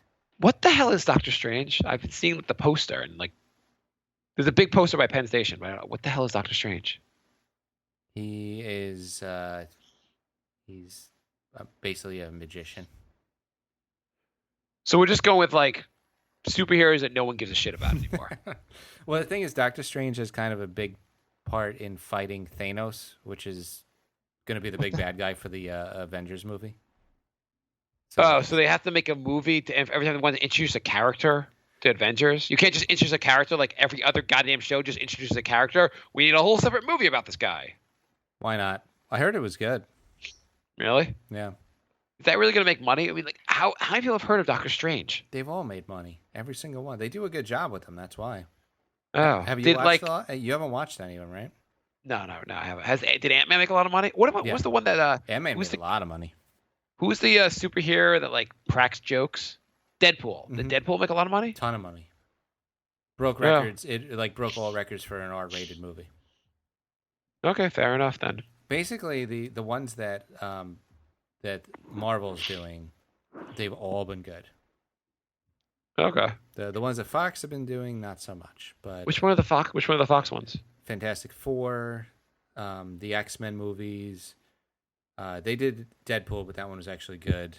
That one was really good. Wait, actually. there's two separate Deadpool movies? No, they're the ones that did it. Oh. That one's actually really good though. And they did the Spider-Man movies too. I thought X-Men were supposed to be good movies. No. No? Not really. Oh. What are the two were decent. What are the best ones? Guardians of the Galaxy, Avengers. Guardian Galaxy, that's the one with like the fox? Yeah. Okay. Let's see, my top four would probably be Guardians of the Galaxy, Avengers, the first Iron Man, and either Ant-Man or Deadpool. Okay. Yeah. Okay, so I'll check out Guardians of the Galaxy. Yeah, I would check that one out. That one mixes a lot of humor into it. Okay. Andrew writes, Jay, was the reason you got your tonsils, etc., removed so that you can deep throat guys better now? Yes. Or is that more of just a solid like side benefit to this? It's a perk. Sarah writes, how do I stop the urge to kill myself every Halloween weekend when everyone wears costumes that make me want to kill myself? Halloween's awesome. What are you talking about? Yeah, I love Halloween. I don't know why. Like, why would you hate Halloween? Like, what would make you want to kill yourself about Halloween? I mean, dressing up and acting wacky is a lot of fun. I do. So I don't really go out too much for Halloween anymore, but I kind of miss it. I mean, I don't miss it like I really need to go out. Like, it's a pretty fun holiday to go out on, though. And now that I have kids, trick or treating is freaking awesome. I was studying this year, but I usually walk in the parade and then go to a couple bars afterwards, and it's always a ton of fun.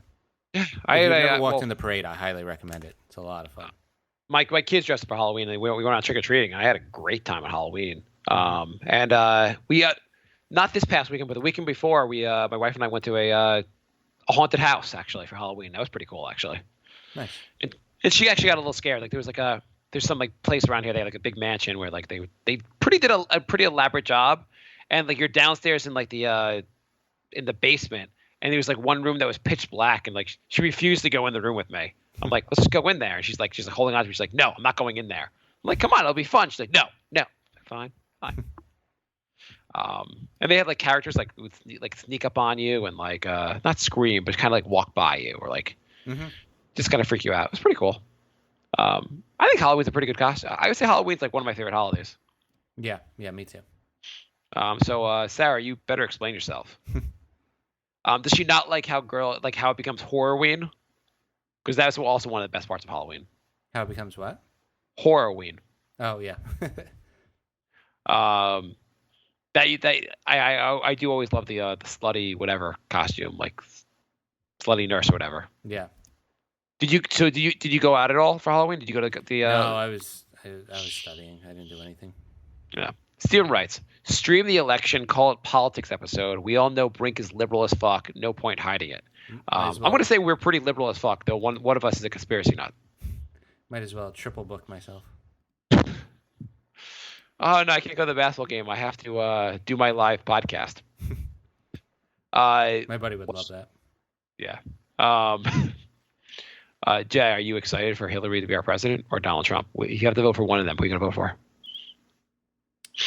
If I had to vote for one, I would vote for Hillary just because Trump said he wants to get a bunch of Supreme Court justices like Scalia, who is like the worst Supreme Court justice ever. Yeah. Gillen writes, you should do an episode on election day during the time the results are coming out. This is a popular idea, I guess. I think I would. I am getting really nervous about the election. I really cannot I cannot imagine a society where Donald Trump is our president. Peter writes, do you guys know anyone who broke off an engagement? How did it turn out for everyone? I have a buddy who's married to a girl that used to be engaged to someone else. And he just had a kid. Seems like he's doing fine. Jay, are you typing in the chat room or are you going to answer? No, somebody who broke off an engagement? Yeah. I mean, I have somebody who is still engaged, but I think wants a mulligan on it. And you're going to announce it live for his fiance on the show? Yeah, no. I mean, I've had a couple friends who got divorced already. You have a couple friends that got divorced? Yeah, at least two. It's pretty rough. I know. I have another friend who three. I have three friends who got divorced. Who moved to a city for a girl, and got engaged to her. And we got engaged, then moved to the city to be with the girl. And then she like broke up like right after he got there and got it. He just got there, started a new job, and like that weekend she broke up with him. Yeah, it's like one of those like could you not? How about you tell me you want to break up before I fucking move here and get a new job? Yeah, I have a friend who quit her job to move to a different state to be with this guy, and they were broken up within like 2 months. Yeah, I always wondered. Like, I've always felt the long distance when someone's moving to the state for that person. You always have a decent chance it's not going to work out. Yeah. Rosero writes, if nature wants Jay dead and we keep using modern medicine to keep him and his genes alive, are we humans playing God? It's a good question, Rosero. Rosero also writes, is Jason's sleep apnea nature's way of getting rid of the weak?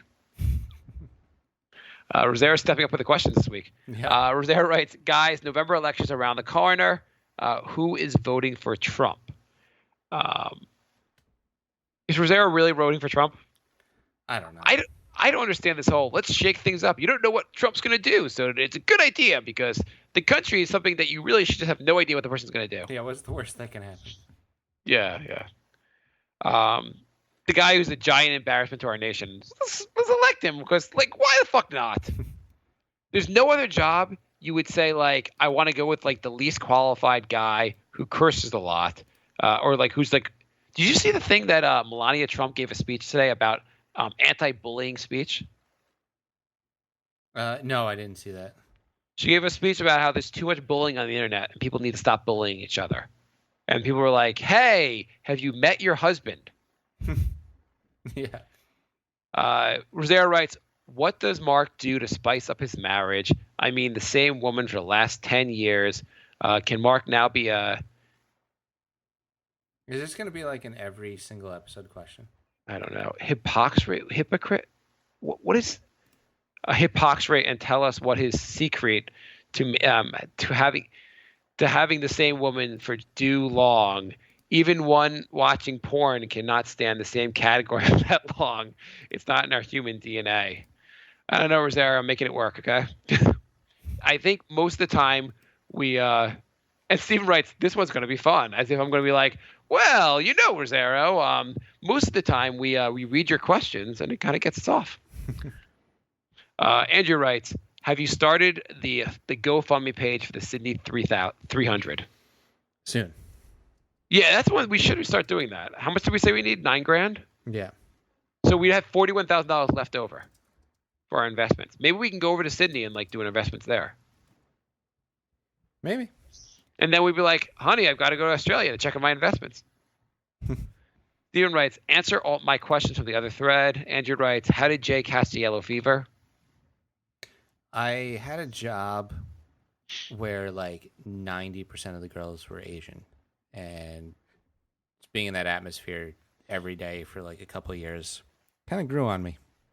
Was your job in a Chinese restaurant? No. What was your job? I was doing like tax work. In Chinatown? No, it was just weird. It's just like everyone there was. And it was one day I'm like, I really like it here, and I can't put my finger on why. And then I realized why. That's how I became an accountant. Jay, could you tell me the stop loss on Take Me? Rosero writes, do you guys know anyone who's voting for Trump? Yes, my entire family. Your family's really voting for Trump, My huh? entire family. Let's explore this. Like, why? What's the rationale?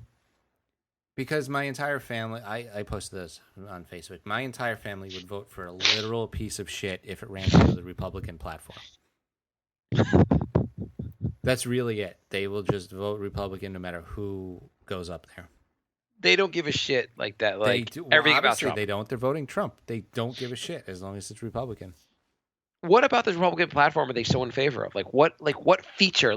I know a little bit about your family. I know your family is not super rich, which seems like most of the policies favor the super rich. I told my mom that. I'm like, Mom, you're poor. Like, Republicans hate you.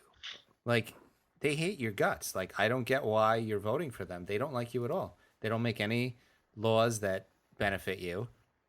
Like, they give nothing to you. I don't get why you like them. No, but what's the answer? Like, what's the answer? Like, what is, because there really is no policies that like benefit like anyone that's not rich. Like, it's all about, the entire platform is always, let's lower taxes for the rich and hope it works out well for everyone. Let's give Social Security to investment advisors and hope that works out well for everyone. Mm-hmm. Let's change Medicare into a private system where hospitals get richer and see how that benefits everyone. It's always about making people more richer, and it's never, hey, we're gonna make Marc and Jay richer. So what reason? Like, what platform do they like?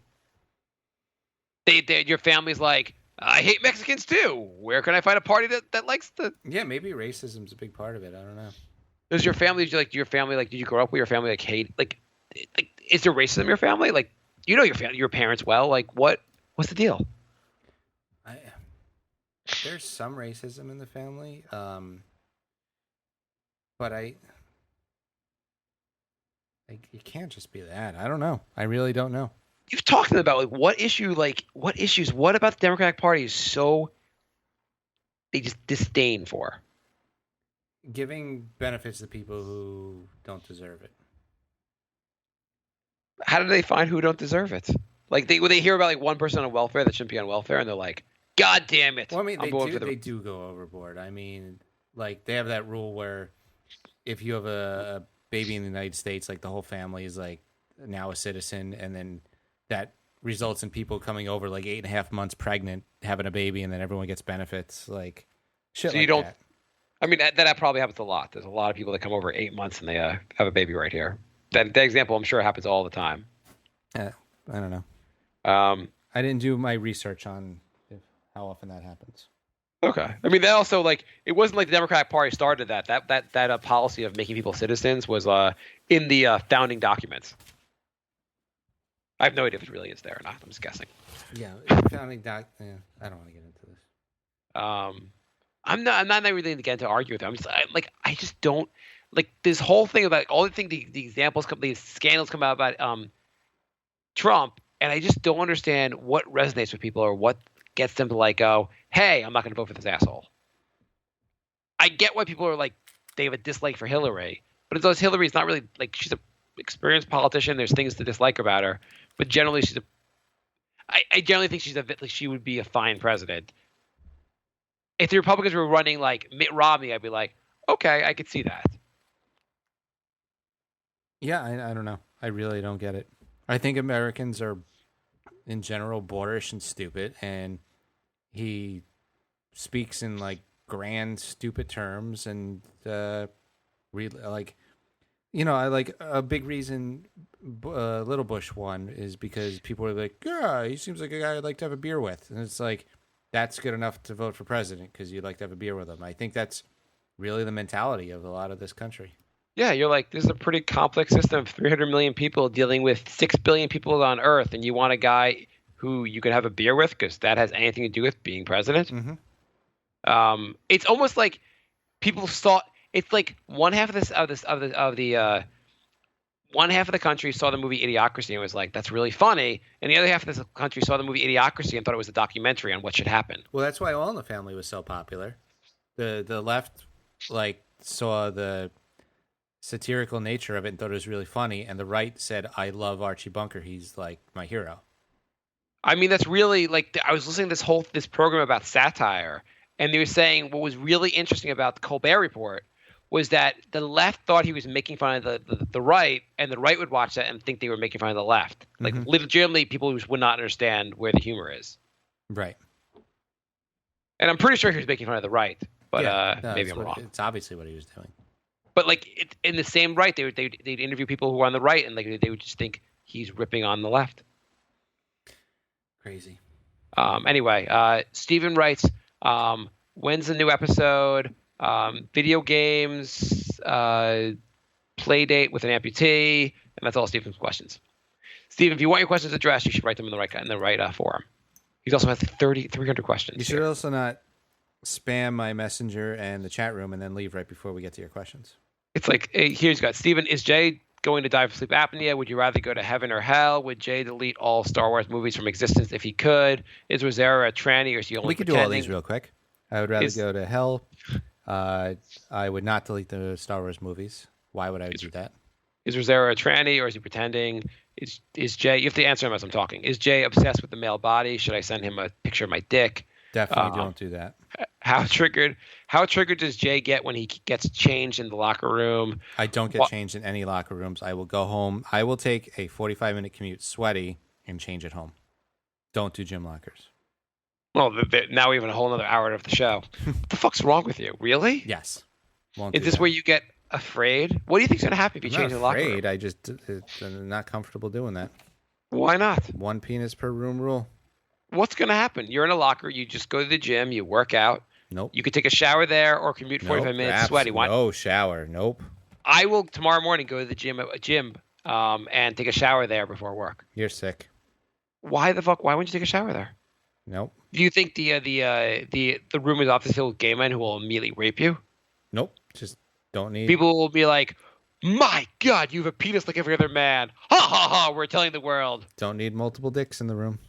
What's going to happen though? Nothing's going to happen. Play out the scenario. Nothing's going to happen. There's no scenario. It's not a situation I need to be in. Can we go to the scene? Jay There and is no I. scene because I'm not doing it. Okay, Jay, that was a great workout. I'm gonna get my stuff from the locker here in the locker room. I'm gonna take a shower. Do you want to shower with me? No, I'm gonna shower at home. No. I brought it. You can share my towel. Oh, okay. My we- towel's at home. It's I have soap. We can soap each other up. I have a hypoallergenic special towel at home. What do you think's gonna happen? Like I said, nothing's gonna happen except I'm gonna feel really awkward and weird. Yeah, why are you gonna feel awkward and weird? What about it? Being naked with other men. What's like what like it's Yeah, just so two bros with their dicks hanging out in the same room, couple feet you're not away. like having like in-depth conversations with the other people. You're just like put your towel on, go like, at work you're naked too if you don't count your clothing. Don't need it. When I was on the basketball team in high school, I would go home and take my shower. Don't need it. That's weird. Well, I don't think we really showered at school. Did you guys shower at school in high school? No, they had the showers, and I think like one dude would use them. Yeah, I feel like somehow in the 1950s everyone showered at school, but like, no one would I think like once after like practice for some team I was on, we showered, but that was pretty much it. Yeah. And I think everyone was covered in mud. It was like raining out, and that's why we like. But so, what about like changing? Would you change for gym class? Yeah, but I wasn't changing my underwear. What if they said today at gym everyone's got to change underwear, Jay? I'd use my sick day. Would you change it as okay? Let's say one dick per room. Would you change in the women's locker room? No. Why not? Because I have a terrible body, and I don't want to show all those girls that. But what's gonna happen? You don't know these people. In high school, Are you No, forget paralyzed. No, now. Let's say they're like, I'm here at Planet Fitness. You can use the women's locker room because Planet Fitness, we're a weird place. We give pizza and bagels out. No. Would you? Well, I'm not the one scared to change in the men's locker room. No, I'm scared of changing in public, apparently, because I wouldn't do it in the women's room either. I think I'd be down for changing the women's locker room. Would you? Yeah, I get to see the women, right? You don't think that? Then again, at Planet Fitness, they don't have the hottest clientele. But I think I'd be down for that. Yeah, I would not. You don't think you would? You would? No. There's what movie is that? Starship Troopers. You see that movie? Yes. Where all the soldiers shower together. They're rebooting Starship Troopers. They're doing a remake of it. Oh, fuck! Really? Yep, because it worked out so well when they did that for RoboCop and Red Dawn and all those. What's it? Oh, so I'm not gonna do like all the stories I had for the show, but there's one story I had for the show. After this election year, a Ghostbusters sequel is more vital than ever. Even though the first one, the first female Ghostbusters didn't do that well, for women's pride or something like that, we have to do another women's Ghostbusters. I'm sick of like, hey, let's take whatever movie and replace it with women. Down for They're doing that for Ocean's 11 now, with all women. But what's the point? Why don't you just make a different women's movie? Right, and then they're like, don't call it the female Ocean's 11. It's like, that's your entire gimmick. So of course we're going to do that. But like, what was the point? They're like, there's like women in the article being like, I would have wanted to be a scientist if I saw Ghostbusters with women when I was growing up. Right. Really? Because like every guy's a scientist. I don't know. Yeah, that is a bizarre. After this election year, we need women Ghostbuster movies. And they have all these pictures of women dressed up like a Ghostbuster characters. Like, there's nothing feminist about the women Ghostbusters movie. Steven writes, should I blow all my money on hearse and drugs? Hearse. Hearse. What's hearse? That's the car that drives the coffin around in. Is that what he meant? Yeah. Why would he buy a hearse? Because he's probably kills himself. Okay. Steven writes, how much cough syrup is too much cough syrup? No, spend all your money on a hearse because definitely don't buy any Brink shirts. Spend all the money on bullshit. Steven writes, would Jay date an amputee if she was the last female Asian in the world? Both arms missing, nice ass and tits though. My yellow fever is not that deep to have to do with wiping butts. Okay, how's this? super hot Asian girl, but she's missing a leg.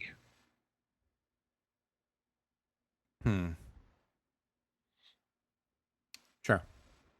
Okay, super hot, same thing. Super hot Asian girl in a wheelchair. No. But like she's super hot from like the waist up, like face, like big tits, super hot. No. Okay. What if both legs, but she's missing an arm? Super hot again. Because I feel like I'd have a hard time getting past that. what if she's just missing a hand? That might even be worse than the arm. Really?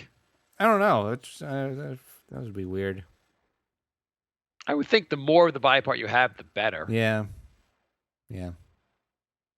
Okay, super hot girl, but she has and it's not it's no longer, it's not living, but a dead head sticking out of her head, like a second, like a twin that Oh, yeah, I'm died. totally cool with that. Wasn't cool with the one hand, but I'd be cool with the dead head. Okay, what if she just didn't have a belly button?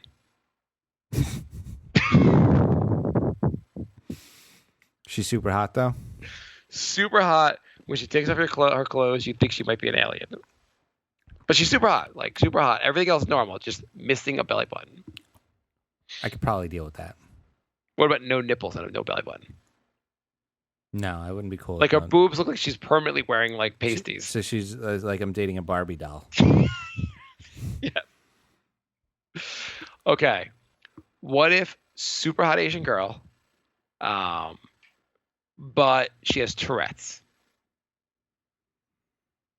It doesn't sound like a bad idea, but I saw like one of those like TLC things on people with Tourette's. That shit's no joke. I wouldn't be able to deal with that. Super hot girl, but one of her legs is 4 inches taller than the other one. She always walks like a hobble. I think you could deal with that. Okay. Super hot girl, but you go over to her place, and you find out she subscribes to the KKK newspaper.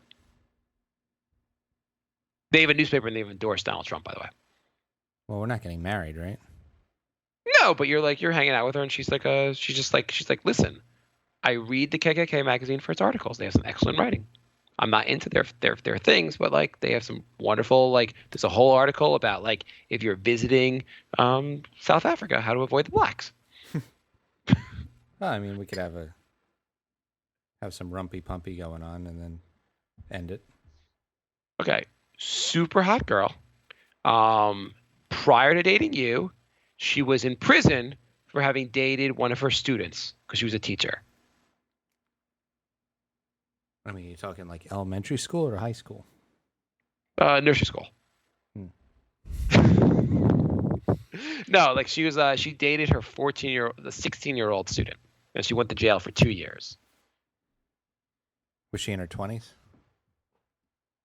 When she dated? No, she's 75. Like, fine, she's 27 years old. She went to jail when she was 25, and she dated a 16-year-old when she was 25. Spent 2 years in prison. Mm-hmm. Yeah, that's fine. Okay. What if She would really like me because I have way more skills than a 16-year-old. Super hot girl, Asian girl, but she has a tattoo on her forehead that says "I'm a dumb cunt." She has a big forehead, huh? Or is it really small? It's really small lettering. Really small lettering? Yeah. No. You couldn't go with, but she's really hot. Just like the, except for like the, and when she wears the baseball cap, you don't even know she's a dumb cunt. Okay, super hot girl, but she has like a lot of back hair. Ooh. Well, I'm just thinking, can go to like a waxing place. Yeah, it's true. Then you have to bring that up with her. Maybe she might get offended though. Yeah, that would definitely need to be brought up. Yeah, I mean, if she's up for a wax, we could do that. Okay, super hot girl, but she believes every movie she sees is a documentary. Jurassic Parks, Avengers. It's all a documentary. I think I dated this girl about 15 years ago. Okay, super hot girl. But when she speaks, she's not allowed to use the letter A. How would that even work? How would work? She can't say Any word that has an A in it. Oh, she can't say it in a word with the A in it. Yeah. I thought for that she would have to say like. Yeah, no. She has to avoid all words with A in it. No, that would. And also when she's speaking to you, she has to think about it so she doesn't screw up. No. Jay. She can't even say Jay. Ja. Okay. Super hot Asian girl. Are we almost done with this bit? Almost done. But her big thing is before you have sex with her, you have to go to a gym and change in the locker room. No. Jay, I want you. If you could go down to Planet Fitness and take a shower there, you could take me tonight. Nope. Okay, we're done with a good bit. And I don't know, Steven, you had some more questions, but Steven, you should have stayed on the show. You should have stayed in the chat room. You done fucked up? Yeah. All right, so that was a long episode. Well, you were back, so. Yeah. Super hot Asian girl, but what turns her on is you having your tonsils constantly removed. I have to keep getting it put back in so they can get removed again. Yeah, every 3 months, she's like, I want to spice up the relationship. Get your tonsils taken out again. I would never do this again. Okay. All right, thanks for listening, everybody. We'll be back next week. Back to a regular schedule. One more. Super hot Asian girl, but she absolutely hates the Brink podcast. So that would be every super hot Asian girl. Yeah, I guess pretty much, yeah.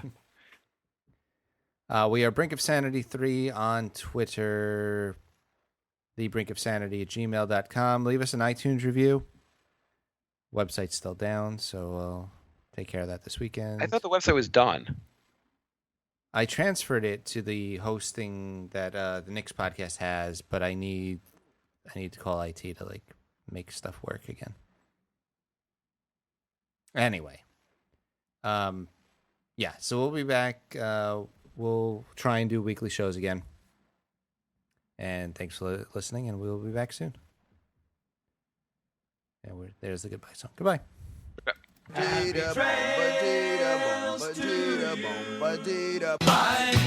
love. Goodbye, everybody.